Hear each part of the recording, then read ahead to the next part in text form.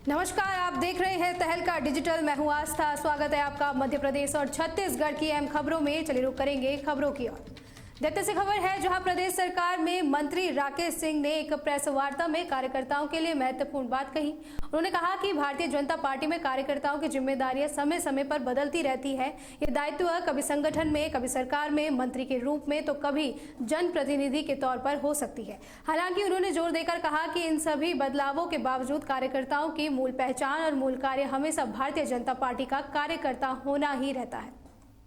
संगठन के दायित्व पर होते हैं, कभी हम सरकार का हिस्सा होते हैं, कभी जनप्रतिनिधि होते हैं, लेकिन मूल पिंड और मूल कार्य भारतीय जनता पार्टी कार्यकर्ता का ही है। उस नाते से अगर मैं मंत्री हूं तो ये जिम्मेदारी है कि भारतीय जनता पार्टी कार्यालय में आने वाले कार्यकर्ताओं का कोई विषय है तो उस पर सुनवाई और चर्चा हो, ताकि उन्हें भी यहाँ पहुंचकर आसानी महसूस हो। और इसी दृष्टि से माननीय मुख्यमंत्री जी और माननीय प्रदेश अध्यक्ष जी ने ये तय किया कि सभी मंत्रियों को भी पार्टी कार्यालय में आकर 2 घंटे का समय देना चाहिए और उसके अनुसार अलग अलग दिन सबके तय किए हैं और उस दिन सभी आकर कार्यालय में बैठेंगे और यहाँ आने वाले कार्यकर्ताओं से संवाद करेंगे। मूल बात है कि कार्यकर्ताओं से संवाद, और जो हो सकने लायक विषय ऐसे हैं जिनके लिए कार्यकर्ता को कई बार परेशान होना पड़ता है, तो उन कार्यों पर तत्काल कार्यवाही होके उनका निराकरण हो सके। लेकिन मैंने आपसे कहा है कि मूल कार्य है संवाद कार्यकर्ताओं।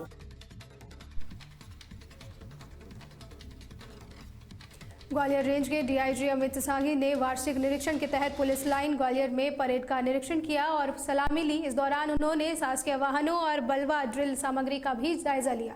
साथ ही अच्छे टर्नआउट वाले कर्मचारियों को पुरस्कृत किया। निरीक्षण के दौरान डीआईजी ने सभी पुलिसकर्मियों की समस्याएं सुनी, जिनमें मुख्य रूप से मेडिकल बिल, पोर्टल भत्ता और वेतन निर्धारण संबंधी मामले सामने आए, जिसको लेकर डीआईजी ने सभी समस्याओं के शीघ्र निराकरण का आश्वासन दिया है।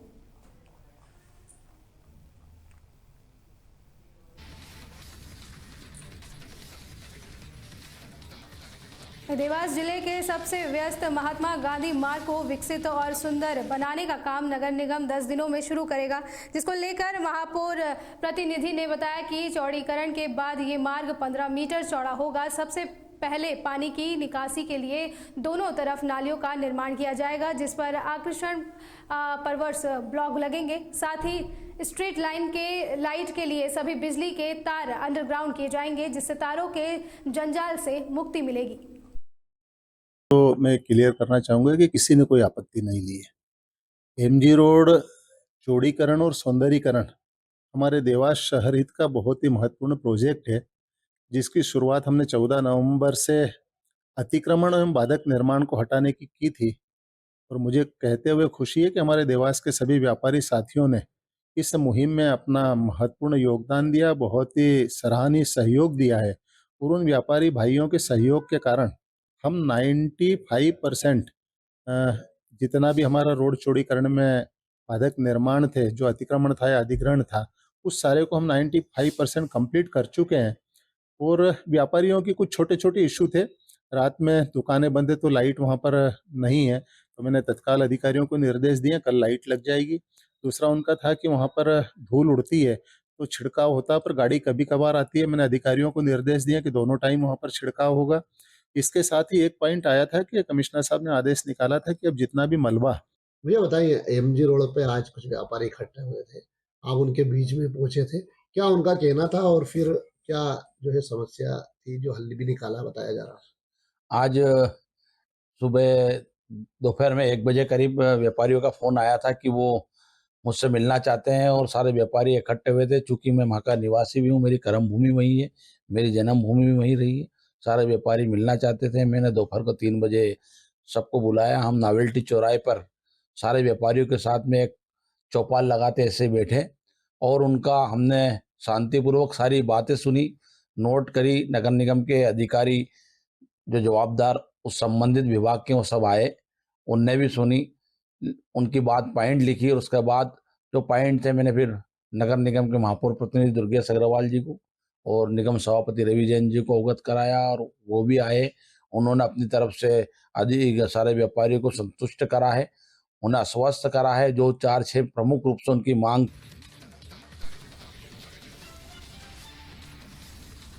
वहीं सारंगढ़ भिलाईगढ़ जिले के कोसरी भाटा गांव में गैर वंशज कोटवार की नियुक्ति का मामला गरमा गया है। यहां के पूर्व कोटवार को तहसीलदार ने ये कहकर इस्तीफा दिलवा दिया था कि उनके बेटे को कोटवार पद पर नियुक्त कर दिया जाएगा। इस्तीफा देने और बेटे द्वारा आवेदन करने के बावजूद तहसीलदार ने 23 आवेदकों में से किसी अन्य व्यक्ति को कोटवार नियुक्त कर दिया, जबकि पूर्व कोटवार के बेटे को आश्वासन दिया गया था। वहीं इससे आक्रोशित कोटवार संघ और परिजन न्याय की गुहार लगाते हुए कलेक्टर दफ्तर पहुंचे और तत्काल नई नियुक्ति रद्द कर पूर्व कोटवार के बेटे को पद देने की मांग की है।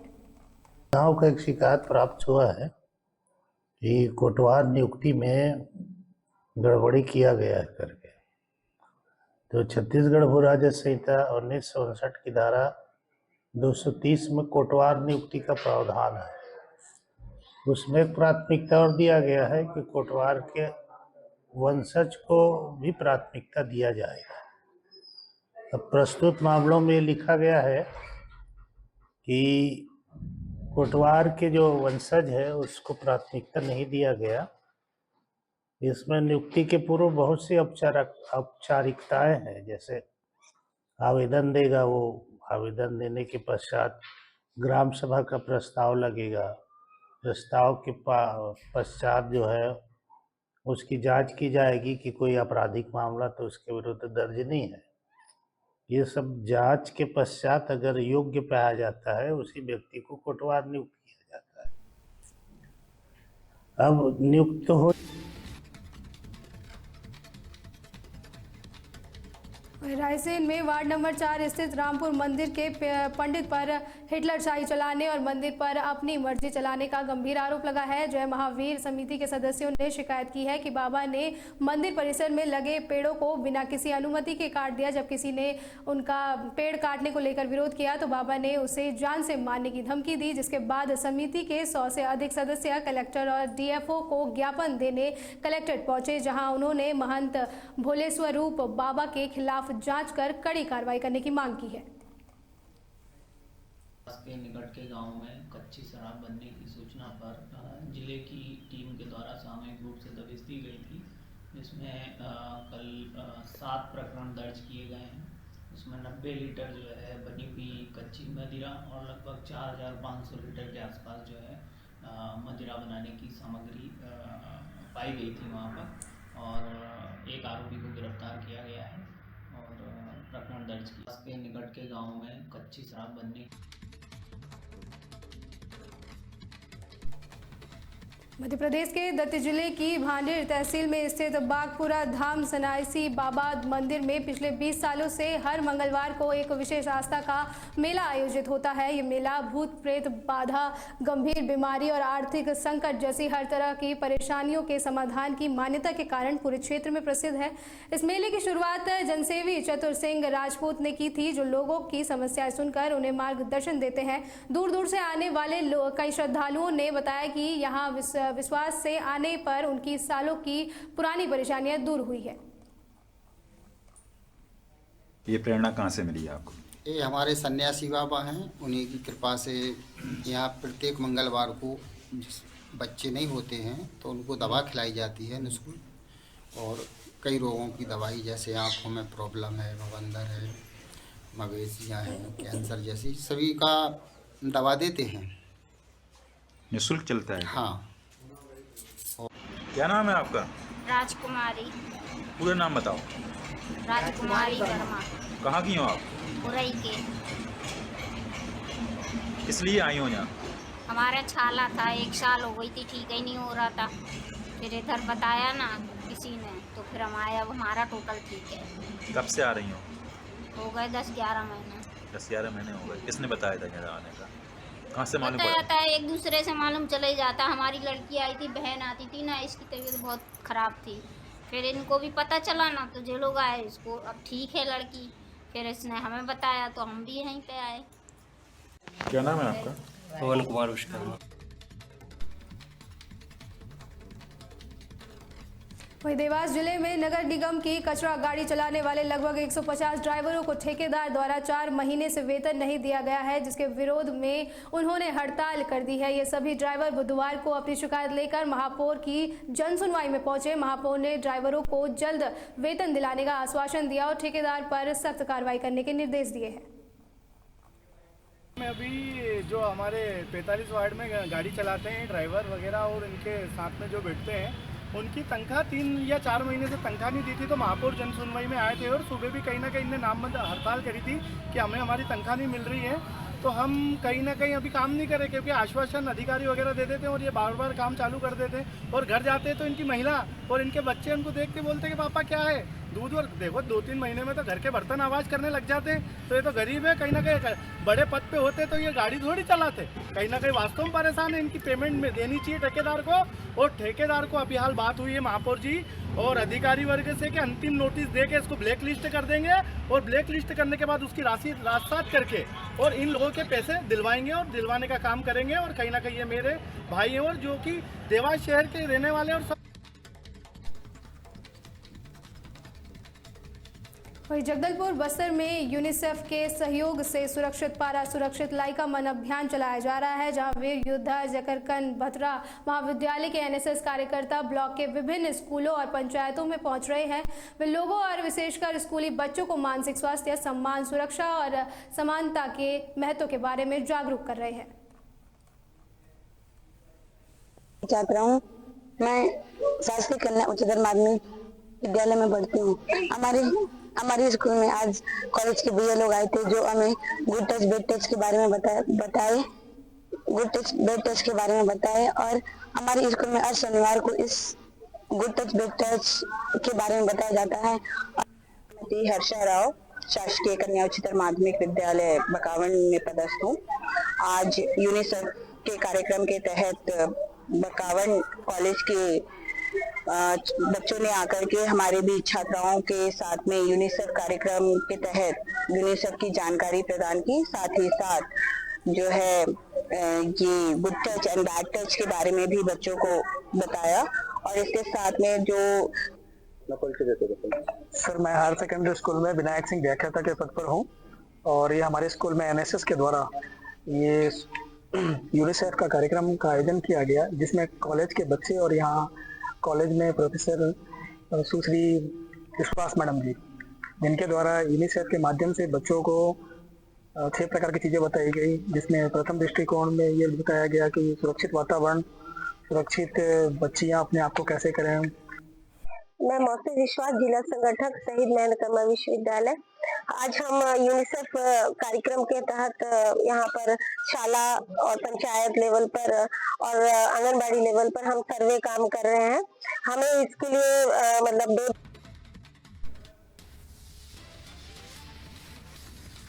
उज्जैन के नागदा रेलवे स्टेशन पर एक दिव्यांग युवक को बेरहमी से पीटते हुए जीआरपी के प्रधान आरक्षक मान सिंह का वीडियो सोशल मीडिया पर वायरल हो रहा है, जहां वीडियो में साफ दिख रहा है कि आरक्षक दिव्यांग युवक को थप्पड़ और लातों से मारता हुआ दिख रहा है। वीडियो सामने आने के बाद जीआरपी एसपी ने तुरंत कार्रवाई करते हुए आरक्षक मान सिंह को निलंबित कर दिया है।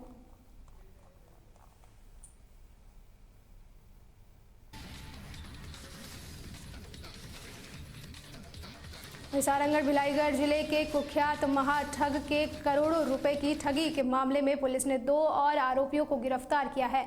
शिवा साहू, जिसने द जनरी ग्रुप के नाम पर 8 महीने में रकम 2.5 गुना करने का लालच देकर लोगों से ठगी की थी, पहले ही 13 साथियों के साथ जेल में है और अब पुलिस ने कार्रवाई आगे बढ़ाते हुए उसकी मां और सहयोगी को भी गिरफ्तार कर न्यायिक रिमांड पर जेल भेज दिया है। शिवा में शिवा साहू के अगेंस्ट पहले से ही 131/24 अपराध क्रमांक कायम है, जिसमें इन्वेस्टिगेशन अभी भी जारी है। विवेचना के दौरान हमें 2 लोगों की संलिप्तता और पता चली, चंद्रकला साहू और धर्मेश साहू। तो इन दोनों की अरेस्टिंग करके इनको न्यायिक रिमांड पे भेजा गया है। इसमें ये भी बात ध्यान देने योग्य है कि इसमें पूर्व में भी 13 आरोपियों की गिरफ्तारी हो चुकी है। तो इन दोनों को मिला के अभी तक हमने 15 आरोपियों की गिरफ्तारी कर चुके हैं। आगे और भी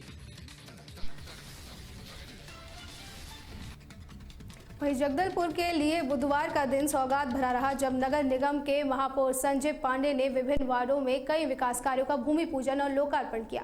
जहां महापौर ने पंडित सुंदरलाल शर्मा वार्ड में पुलिया निर्माण और स्वामी बलिराम कश्यप वार्ड में पेवर ब्लॉक कार्य का भूमि पूजन किया।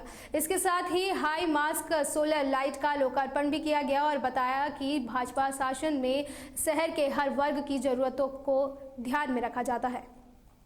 विभिन्न वार्डों में विभिन्न प्रकार के कार्यों का भूमि पूजन भी किया गया है और इस जिम और इस भवन का लोकार्पण का भी कार्यक्रम माननीय विधायक और भारतीय जनता पार्टी के प्रदेश अध्यक्ष के द्वारा किया गया है।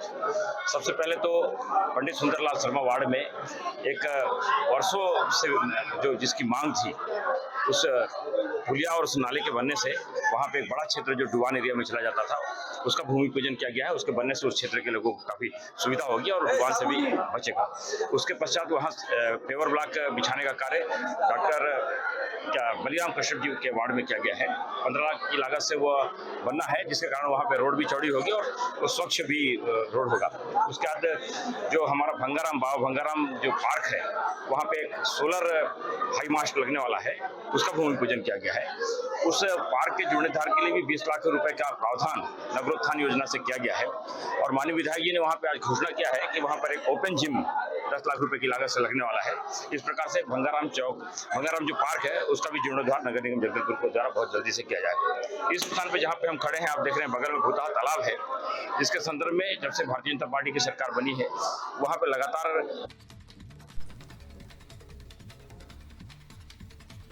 वहीं रायसेन जिले में अवैध शराब के खिलाफ आबकारी विभाग की संयुक्त टीम ने बड़ी कार्रवाई की है। कलेक्टर और सहायक आयुक्त के निर्देश पर 4 जगहों में दबिश दी गई है, जहां से लगभग 90 लीटर कच्ची शराब जब्त की गई है। टीम ने इस संबंध में 7 प्रकरण दर्ज किए हैं, जिनमें एक आरोपी को मौके पर गिरफ्तार किया गया है और फरार 6 आरोपियों के खिलाफ मामला दर्ज कर जाँच शुरू कर दी है। अभिषेक कुशवाहा है, मैं श्री रामपुर मंदिर आश्रम नवापुर का मामला लेके आया हूँ।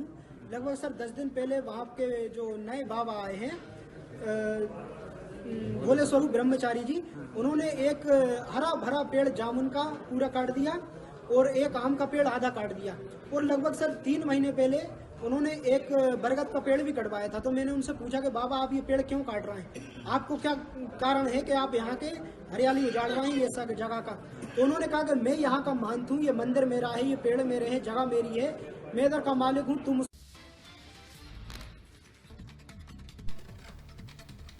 वहीं छत्तीसगढ़ के जांजगीर चांपा जिले में एक बेहद दुखद हादसा सामने आया है, जहां घर के आंगन में खेलते समय 2 मासूम बच्चियां गहरे पानी के एक गड्ढे में गिर गई, जिसके कारण दोनों बच्चों की मौके पर ही मौत हो गई। वहीं पुलिस मामले की जांच कर रही है।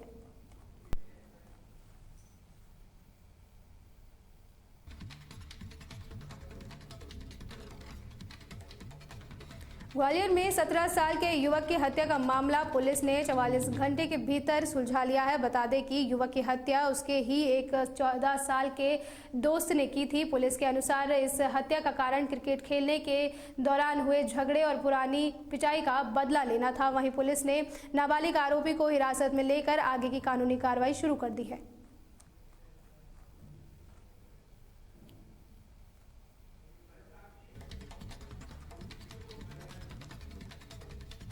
वहीं रायसेन जिले के गौहरगंज क्षेत्र में नाबालिग से दुष्कर्म के आरोपी की गिरफ्तारी के बाद पुलिस ने एक चौंकाने वाला खुलासा किया है। आरोपी ने बताया कि दुष्कर्म के बाद फरार होने के दौरान ठेकेदार और मकान मालिक ने उसे 3 दिन तक निर्माणाधीन मकान में काम और पनाह दी थी, जिसके बाद पुलिस ने अपराध में सहयोग करने के आरोप पर उन दोनों व्यक्तियों को भी गिरफ्तार कर लिया है। 28 तारीख की दरमियानी रात आरोपी सलमान उर्फ नजर को रायसेन और भोपाल पुलिस के द्वारा जब अभिरक्षा में लिया गया था, उसके बाद में पुलिस मुठभेड़ में उसको गिरफ्तार किया गया था, जहां से कि उसका उपचार लगातार हमीदिया हॉस्पिटल में चल रहा था।